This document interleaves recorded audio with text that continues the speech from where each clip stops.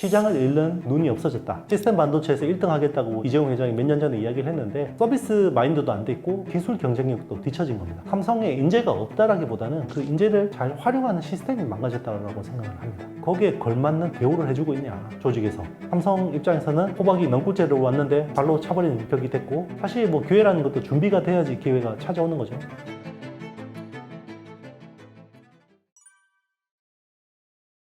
네, 일단 이제 삼성전자 같은 경우는 크게 DS 부문이라고 하는 이제 반도체, 디스플레이, 뭐 이런 부품 부문이 있고요. 그리고 이제 MX라고 하는 스마트폰, TV 이런 이제 여러 가지 아이템들이 있는데, 사실 뭐 스마트폰이 매출 볼륨에서는 절대적인 비중을 차지하고 있고요. 그래서 삼성전자라는 회사는 전체 규모에서 보면 매출은 스마트폰이 중요하고 이 기여도는 사실 반도체가 굉장히 중요한 회사라고 볼 수 있는데요. 2010년대 초반에는 스마트폰이 매출이나 이익 기여도에서 큰 역할을 했고, 그때는 이제 삼성전자가 굉장히 잘했죠. 그때는 애플 아이폰이 나온 이후 이제 모바일 혁명이 시작되는 시기였고, 그때는 삼성전자가 굉장히 기민하게 잘 대응을 했다고 볼 수 있습니다. 그때 이제 대표적으로 휴대폰에서 스마트폰으로 넘어오면서 성공한 회사가 이제 삼성전자를 볼 수 있고요. 실패한 회사는 이제 LG전자로 볼 수 있는데, 삼성전자 같은 경우는 애플 아이폰보다는 늦었지만 빨리 캐치를 해서 갤럭시 S라는 꽤 쓸만한 프리미엄 제품을 내놔서 굉장히 이제 승승장구를 했었는데, 2010년대 중반부터 뭔가 이제 경쟁력이 점점 하락하기 시작했고요. 일단 스마트폰 쪽에서 점점 더 성장이 정체되는 모습들을 보였고, 반도체 같은 경우도 메모리 반도체가 그래도 꾸준하게 상승 흐름을 보였지만 2016년에서 17년까지 이어진 이제 슈퍼 사이클, 그때는 서버 클라우드 슈퍼 사이클이 어떻게 보면 이제 삼성전자의 경쟁력이 취약해진 부분을 오히려 뭔가 좀 가려주는, 오히려 이제 문제가 드러나지 않게 하는 그런 역할을 했던 것 같아요. 그때부터 뭔가 반도체 사업이 문제가 있었지만 워낙 많은 이익을 내다 보니까 이제 그런 것들이 좀 제대로 밝혀지지가 않았었고, 그 상태로 쭉 이어져 오면서 경쟁력이 계속해서 하락하는, 지금은 이제 스마트폰 경쟁력도 계속해서 하락하고 있고, 반도체는 특히 이제 메모리 반도체가 삼성은 압도적인 경쟁력을 가지고 있었는데, 지금은 오히려 이제 D램 부문에서 오히려 경쟁사한테 밀리는, 그리고 이제 HBM이라고 하는 새로운 시장에 적응을 하지 못해서 굉장히 뒤처지는 모습을 보이고 있고요. 그리고 이제 스마트폰 같은 경우도 여전히 볼륨에서는 크지만 이익 기여도는 이제 굉장히 적어지고 있고, 그리고 그마저도 글로벌 시장에서 애플의 프리미엄, 그리고 이제 중저가에서는 중국에 밀리는 샌드위치 신세가 가중되고 있다고 볼 수 있겠습니다. 지금 삼성전자 실적에서 제일 중요한 부분은 반도체 사업이라고 볼 수 있고요. 반도체 사업에서 사실 뭐 전체 이익이 9조 초당 나왔고, 반도체 사업이 그래도 6조대 정도의 이익이 나왔기 때문에 상대적으로 굉장히 못한 거죠. 조만간 이제 SK하이닉스 3분기 실적이 나오겠지만, 삼성전자 DS 부문하고 SK하이닉스의 반도체, SK하이닉스 전체가 이제 반도체 실적이기 때문에 영업이익에서 아마 역전이 될 가능성이 높아지고 있고요. 그리고 이제 HBM이라고 하는 하이엔드 시장에서는 SK하이닉스에 밀리고 있고, 그리고 이제 DDR4 같은 레거시 D램, 이런 쪽은 이제 중국의 CXMT라는 회사한테 이제 추격을 당하고 있는 상황입니다. 그래서 스마트폰도 샌드위치 신세가 됐고, 반도체도 샌드위치 신세로 몰리고 있다, 이렇게 볼 수 있겠습니다. 뭐 지금 이제 6만 전자가 깨졌고 5만 전자를 지금 상황이 이어지고 있는데, 반등하기 위해서는 모멘텀이 필요한데 그 모멘텀이 지금 당장 뭔가 보이진 않는다. 일단 이제 파운드리라는 거는 본질적으로 업의 본질이 서비스업이에요. 근데 이제 삼성전자 같은 경우는 원래 메모리 반도체가 주력인 회사고, 이제 그걸 기반으로 파운드리 시장에 뛰어든 건데요. 삼성전자가 그럼에도 불구하고 그동안 잘할 수 있었던 거는 공정 경쟁력이 굉장히 뛰어났기 때문입니다. 2015년, 16년대까지만 해도 삼성전자가 TSMC보다 선단 공정에서 앞서 있었어요. 그럼에도 불구하고 이제는 기술 경쟁에서도 TSMC한테 밀리고 있는 상황이고, 그러니까 업의 본질이 서비스업이라는 거는 고객들이 뭘 원하는지 알고 거기에 맞게 다 맞춰줄 수 있어야 되는데, 삼성전자는 B2B 기업이잖아요. 그러다 보니까 고객이 뭔가 원하는 게 있어도 그게 제대로 반영할 수 있는 시스템이나 이런 것들이 제대로 안 돼 있었던 거죠. 그리고 인력 구조도 아무래도 그런 쪽에 고객한테 맞춤화할 수 있는 그런 뭐 시스템이 없었다고 볼 수 있습니다. 일단 이제 2030년까지 세계 시스템 반도체에서 1등 하겠다고 이제 이재용 회장이 몇 년 전에 이야기를 했는데, 그때만 해도 삼성전자가 10% 후반대 점유율을 가지고 있었고요. TSMC가 50% 초반대 정도의 점유율을 했습니다. 근데 지금 몇 년이 지난 지금 시점 보면 TSMC가 오히려 60%를 넘어서는 마켓 셰어를 가지고 있고요. 삼성전자는 오히려 10% 초반대까지 쪼그라들었습니다. 결국은 그거죠. 서비스 마인드도 안 돼 있고 공정 기술 경쟁력도 뒤처진 겁니다. 그러다 보니까 고객사들이 계속해서 삼성 파운드리로 오기보다는 TSMC 쪽으로 더 가고 있고요. 그 사이에 이제 2022년 갤럭시 S22가 나왔을 때 엑시노스 2200이라는 삼성 자체 AP가 있었잖아요. 이 AP가 삼성 파운드리에서 이제 생산이 된 건데, 그때 이제 GOS라는 발열 사태가 생겨서 그때 가장 큰 고객인 퀄컴, 엑시노스하고 퀄컴이 같이 삼성 파운드리에서 생산이 됐었는데 둘 다 문제가 생겼죠. 그래서 그때 퀄컴의 스냅드래곤 물량이 삼성에서 TSMC로 옮겨가게 됐는데요. TSMC로 옮겨가면서 아무래도 기존에 있던 문제들이 거의 다 해결이 되고 전성비가 굉장히 개선되는 모습을 보였습니다. 그 이후로 삼성 파운드리에 대해서 굉장히 안 좋은 이미지들이 더 씌워지기 시작했고요. 자, 그걸 극복하기 위해서 삼성 자체적으로 굉장히 많은 노력들을 기울였지만 그게 그렇게 성공적이지는 못했다. 복합적이긴 한데요. 사실 가장 드라마틱 사건 하나를 뽑자면 저는 애플의 AP 물량이 TSMC로 100% 건너가게 된 사건이라고 볼 수 있습니다. 사실 스마트폰이 나왔을 때 초창기만 해도 애플의 두뇌 칩인 이제 애플리케이션 프로세서를 삼성전자가 100% 생산을 했었고요. 일부는 설계까지 삼성이 직접 해주는 협력을 가지고 있었는데, 아무래도 애플 입장에서는 삼성이 경쟁 제품인 갤럭시 S를 내놓고 그리고 이제 두뇌 칩인 엑시노스라는 AP를 내놓으면서 우리가 주는 설계도가 혹시나 삼성 자체 설계팀으로 넘어가는 거 아니냐 이런 우려를 하기 시작했고, 그때 이제 TSMC가 저희는 고객과 경쟁하지 않습니다 라는 캐치프레이즈를 가지고 애플을 어떻게 보면 끌어들였고요. 그래서 이제 애플 입장에서는 삼성 파운드리를 쓰면서 TSMC를 끌고 왔고, 이제 두 회사 간에 이제 기술 경쟁을 시키기 시작했죠. 그게 이제 2010년대 중반, 한 15년? 그때까지는 거의 비등하게 갔었는데, 아이폰 6S였던 것 같아요. 그때부터 이제 거의 게임이 끝났는데, 원래는 반도체라는 게 선단 공정이 제일 중요하다고 생각했었죠. 예전까지만 해도. 그래서 그때 당시에 삼성전자는 14나노 핀팻 공정이었고요. TSMC는 16나노 핀팻 공정이었습니다. 상식적으로 생각하면 2나노 선단 공정이 더 앞서 있는 삼성전자의 AP가 성능이 더 좋아야 되는데, 이걸 막상 칩을 넣고 돌려보니까, 벤치마크를 돌려보니까 TSMC 칩 성능이 더 좋게 나온 거죠. 선단 공정에서는 삼성보다 약간 뒤처졌지만 후 공정으로 그걸 커버를 해버린 거예요. 그러면서 그 이후로는 애플의 AP 물량이 TSMC 쪽으로 거의 100% 넘어가게 된 계기가 됐는데요. 자, 그러면 애플이 TSMC로 넘어간 게 그게 그렇게 큰 영향력이 있냐? 있습니다. 왜냐면 세계에서 저전력 기반의 반도체 설계 가장 잘하는 회사가 애플입니다. 최근에는 이제 퀄컴이 애플을 많이 추격해서 어느 정도 비등한 수준까지 왔다고 했지만,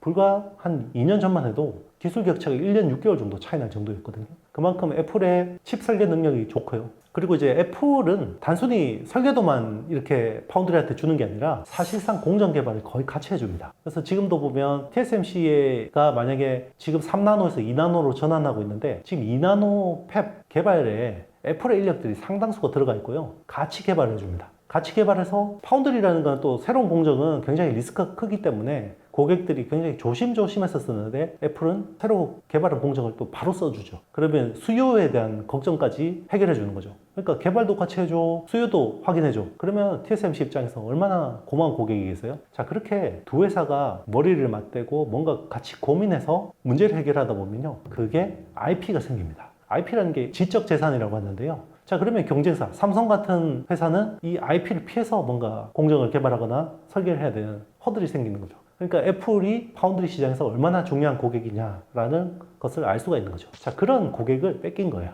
원래 100% 담당하다가 이제 100% 뺏기게 된 거죠. 그래서 사실 이제 14나노까지는 삼성이 앞섰지만 그 뒤에 이제 10나노, 7나노, 5나노, 4나노, 3나노까지 역전을 못하고 있는 거죠. 삼성이 3나노부터 뭔가 크게 한번 판을 뒤집어 보려고 과감한 도전을 하기 시작했습니다. 그게 3나노에 기존 핀팻 공정이 아니라 게이트 올 어라운드라는 신공정을 적용을 했고요. 만약에 이게 성공적이었다 그러면 삼성이 TSMC를 한번 추격해 볼 만한 발판을 마련할 수 있었을 텐데요. 결국은 실패했습니다. 수요를 잡는데 성공하지 못했고요. 그리고 의미 있는 고객사, 팹리스 고객사를 유치하지도 못했습니다. 그래서 3나노부터 TSMC가 엄청난 독점력을 기반으로 막대한 이익을 뽑아내고 있고요. 그 막대한 이익을 기반으로 또 2나노에 천문학적인 자금을 투자하고 있습니다.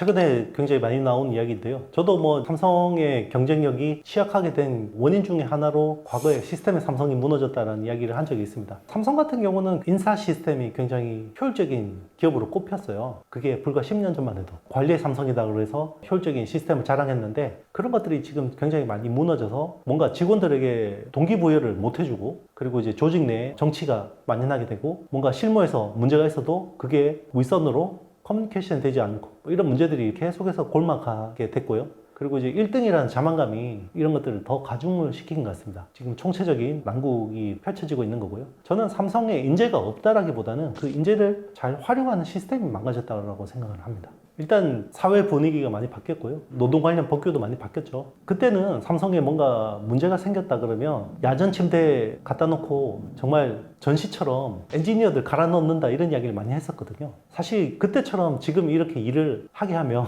말이 안 되는 거죠. 불법이 될 뿐더러 그렇게 일할 인재들도 지금은 없을 거고요. 또 한편으로는 그런 생각도 들어요. 그때처럼 지금 만약에 스스로 동기부여가 충만해서 그렇게 일할 수 있는 사람이 있다고 해도 거기에 걸맞는 대우를 해주고 있냐, 조직에서. 저는 그게 아니라고 생각합니다. 만약에 그런 노력들을 하고 그런 노력들에 대해서 뭔가 정당한 보상을 해주는 시스템이 있었다 그러면 결국 그런 게 인사 시스템이라고 할 수 있겠죠. 잘한 거에 대해서는 상 주고 못한 거에 대해서는 벌을 주는 신상필벌이잖아요. 이 굉장히 심플한 원칙인데도 불구하고 이런 것들이 조직이 커지고 관료화되면요, 그 사이에 정치라는 변수가 끼게 되면 잘 작동하지 않게 됩니다. 그러면 사람들이 뭔가 스스로 열심히 해서 남들보다 더 열심히 해서 이루어내려는 동기가 사라지게 되는 거죠. 사실 지금 우리가 삼성 경영진 중에서 딱 떠오르는 그런 슈퍼 엔지니어급 인재가 별로 안 보이잖아요. 여전히 열심히 활동하고 계시지만 진대재 사장님 같은 경우도 이제 정보통신부 장관까지 했었고요.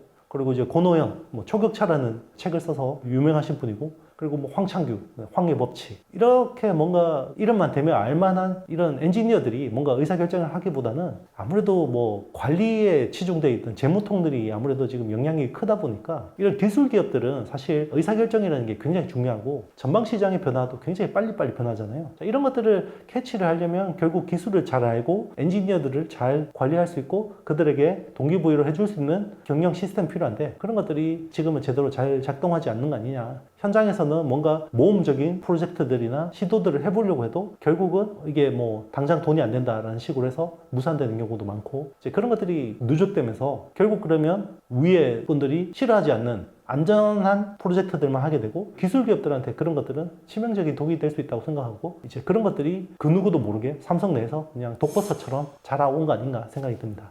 결국 저는 삼성이 기술이 부족해서라기보다는 결국은 의사결정이라고 생각합니다. HBM의 최초 개발은 SK하이닉스가 한 건데 2세대 같은 경우는 삼성이 오히려 더 앞서 갔었단 말이죠. 근데 2019년에 이제 팀을 축소하면서 사실 경쟁력이 취약해졌고요. 그때도 똑같습니다. 사실 엔비디아가 삼성을 먼저 찾아갔죠. 엔비디아가 이런 것들을 해보고 싶다라고 이야기했는데 결국 그때 이제 경영진이 거절을 한 거고요. 그래서 SK하이닉스로 찾아간 거고 SK하이닉스는 아무래도 2등 기업이다 보니까 좀 더 유연한 조직 체계가 돼 있었고 그리고 이제 그런 것들을 또 수용할 수 있는 의사결정을 체계를 가지고 있었던 거죠. 그래 당장 이게 돈이 되지 않더라도 한번 해보자 라는 이제 결정을 할 수 있었던 거고 그게 이제 AI 혁명에 운 좋게 맞아 떨어지면서 이제 기회를 잡은 건데요. 사실 기회라는 것도 준비가 돼야지 기회가 찾아오는 거죠. 그래서 어떻게 보면 삼성 입장에서는 호박이 넝쿨째로 왔는데 이제 발로 차버린 격이 됐고 SK하이닉스는 2등 기업이다 보니까 항상 그런 것들을 만회하려고 혁신적인 조직 문화가 그래도 좀 잘 유지됐던 거 아니냐 이런 생각이 듭니다.